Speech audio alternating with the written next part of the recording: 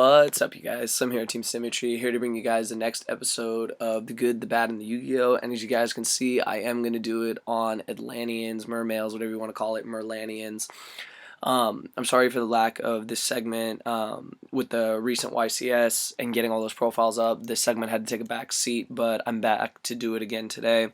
I'm sorry if my voice sounds kind of off. I am actually battling a cold right now, and it's kicking my ass, so if I don't seem as enthusiastic, I apologize. It's just I do not feel like my normal self. Anyways, before I get into the video today, I want to give a shout out to Cyberknight8610. He's doing an Abyss Rising box giveaway contest, and a link will be in the description. There'll be an annotation somewhere up here. Really great contest, really cool channel. Definitely check it out, and enter his contest. All you have to do is leave a comment and like the video, be subscribed, and you're also able to get a second entry by going on to Strike Zone's, I believe it's Strike Zone's homepage, and entering your YouTube username. So that's pretty cool. You get 2 entries.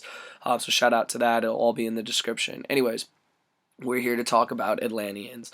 Now, what's good about them? Let's be honest, this deck is really broken. And why is the deck so broken? The deck is broken because of this card, mainly.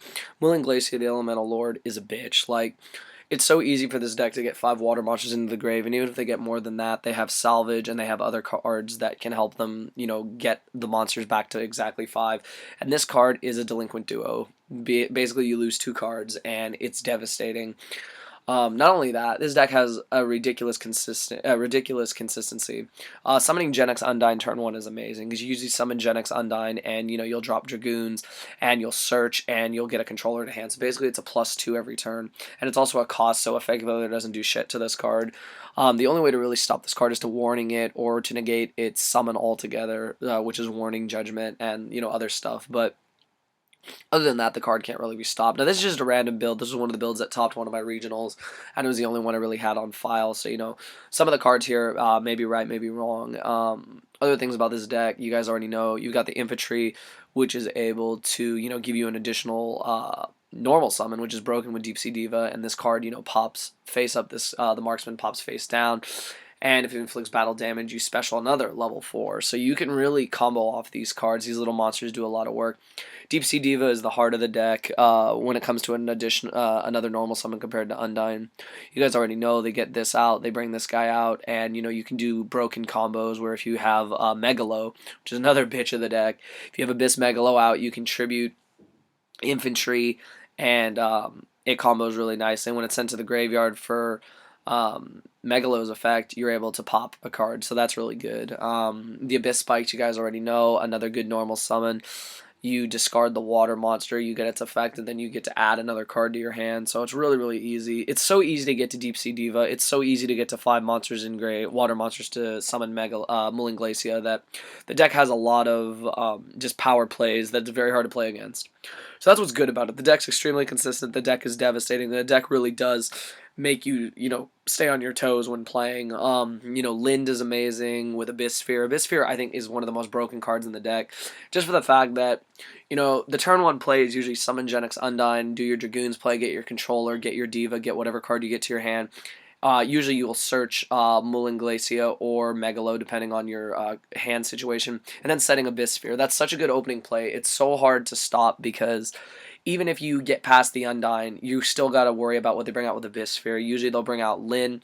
When Lin gets destroyed, you special summon a Mermail monster, so obviously you're going to summon Abyss Megalo. So the combos work really well in the deck. I see all the synergy that the deck has, and it's really amazing. That's what's really good about it.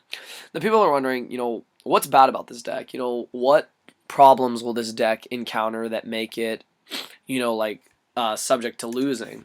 Well, there's a main card that kills it, and that card is Macrocosmos. Macrocosmos is being used in Dino Rabbit, aka Macro Rabbit now, and it's being used to combat this entire deck. The reason being is that, Rescue Rabbit being able to, go off and make a Laggy or a Dolka, set some back row, and be protected is, a very strong play and a very hard play to go against. When they're maining Macrocosmos, it shuts down this whole deck, because all these cards resolve in the graveyard, all their effects resolve in the graveyard, and when you don't have a graveyard, basically, and you can't even ditch 2 water monsters, you can ditch 2 water monsters, I think, let me just say, they have to go to the graveyard, so never mind. So you can't even Megalo, you can't do basically anything with Macrocosmos out. So that's why this card is amazing against water in general. People are also using D-Fissure, And the thing is that a single card stops his whole deck. That could be where the deck's really bad. It's most decks you need multiple cards to stop them. Like Shadow Imprisoning Mirror against Dark World works, Macrocosmos against Dark World works, Gemini Imps works, but they can get rid of Shadow Mirror with MST and get rid of Macro with MST, and Gemini Imps is just like another out to that deck. So basically for this deck you need multiple outs. People are wondering, what are your other outs besides Macrocosmos? Well, you do have Soul Drain. And Soul Drain is another amazing card that stops this deck because all the effects activate in the graveyard once again. So a combination of Soul Drain and Macrocosmos will wreck the entire deck. That's why Macro Rabbit's doing so well. They're able to side Soul Drain, and of course they're not going to activate it when they go Rabbit, duh. They'll activate it once they have a Lagi or a Dolka on board. So I feel that really makes the deck really effective against the current meta, and this being one of the best decks of the format right now. Now, I guess the Yu-Gi-Oh part about this deck is that, let's be honest, it's busted. Mulling Glacia rapes your hand, it sucks, and this deck can play a lot of different ways. You can main deck Trigodias. Some people main deck them, some people side deck them. Your hand is usually pretty heavy, pretty big because of Genex Undyne. You're searching on the controller, adds another card to your hand. Dragoon adds another card to your hand. So your Trigodias are big, very self-explanatory. They're big. You're able to main deck cards like Max C to stop windups. Other decks, especially summon a lot, and continue to draw into the cards you need. Different variants of the deck are running Spiritual Water Art. Now, this is a very interesting card for those that don't know. It's like a little trap dust shoot. You contribute one of your water monsters. If you can combo it with Lyn, it's amazing.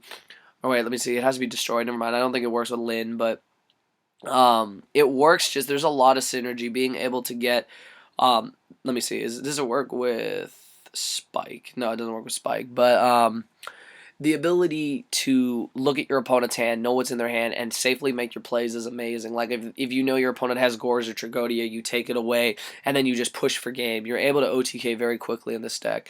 And I feel that's what gives the deck a lot of synergy. You run tuners, so Mind Control comes into play. Pot of Avarice puts in work, obviously, to get your play starting again. And you can really just combo well against this deck. I feel that this deck is one of the best of the format. I still think Windup are superior for the fact that they have a good match against everything. People are saying Water's not good against everything, and that may be true.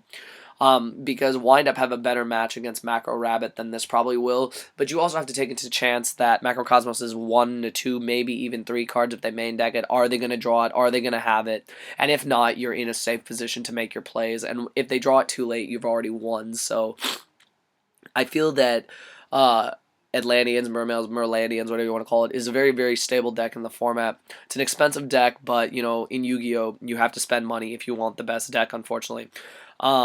Personally, I don't think it is the best deck of the format. I feel that there are decks that are still superior to it in how they play because they have stronger matches against everything, but I will easily rank it as one of the top 5 decks of the format, along with, Windups, Agents, and other variants of decks.